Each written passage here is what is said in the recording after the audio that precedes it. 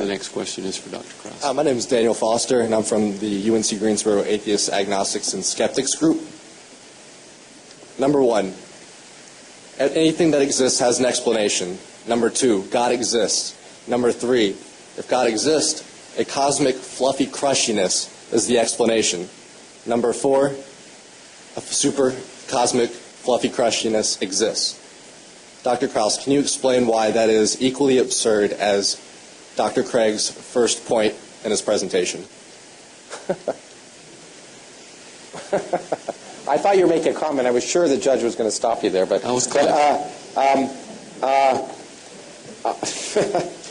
Well, look, I think the point you're making. Let me rephrase it in a way that I understand.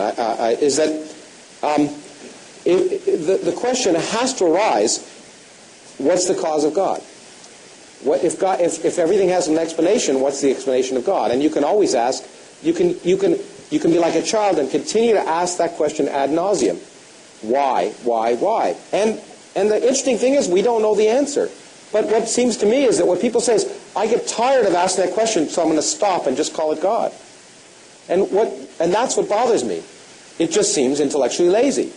Because I don't know if there's an ultimate answer. There may be no ultimate answer. That's what I was going to show from Feynman. There may be no ultimate answer to the universe. There may be no ultimate theory. But at some point, if I just stop and throw up my hands and say, God, it's just a lazy way of saying, I don't know.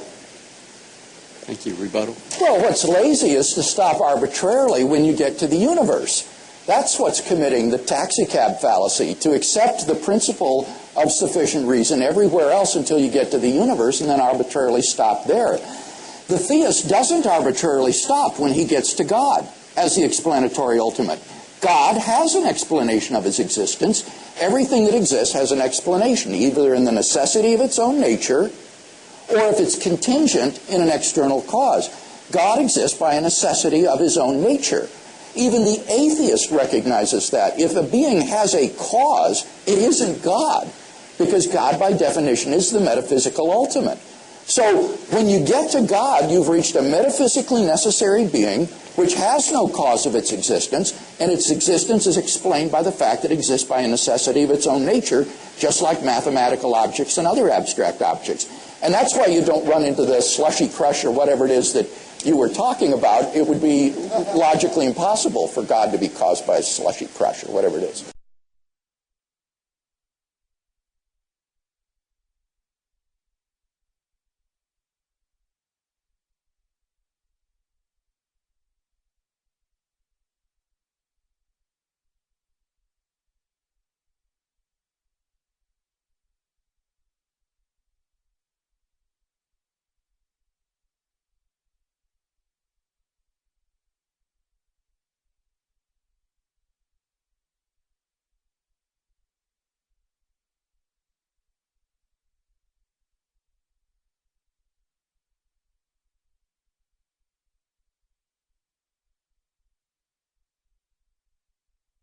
I was simply saying that this is not a mere matter of speculation, that there's more than a tiny bit of evidence on the table. But is he saying evidence for what? Evidence for a beginning of the universe. Yes, we know that. Nobody disputes that. Well, that's what I'm offering in this first argument, is the evidence. But because the beginning doesn't imply a God.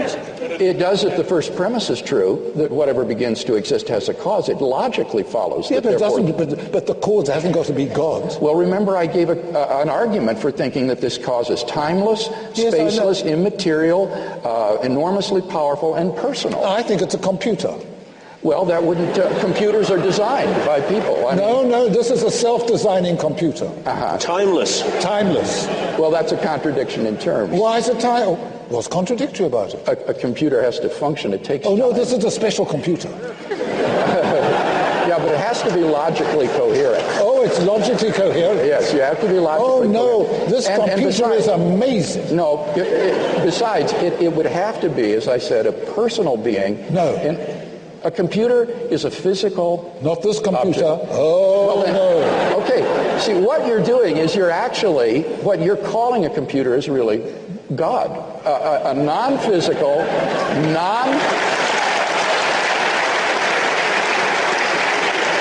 It's just another word if you rob it of all the attributes that make it a computer.